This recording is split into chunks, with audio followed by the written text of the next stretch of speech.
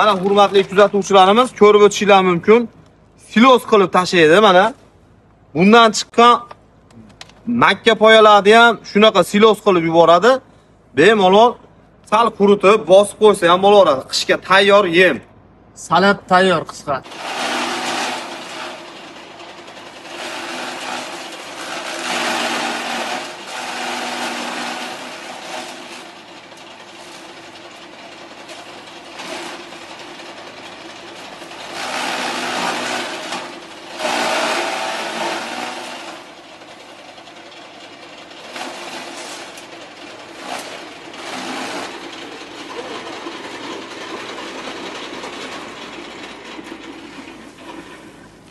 Mana hurmatli obunachilarimiz, silos qilib tashlaydi. Bu qurug'i hozir. Mana umuman yog'och qolmagan. Bo'lib tashlaydi hammasini. Mana. Bundan chiqqan hashay mahsulotlar umuman isrof bo'lmaydi. Mana hayvonga ham shu butun tashlab qo'ysangiz, bakini deydi, yog'ochni yemaydi.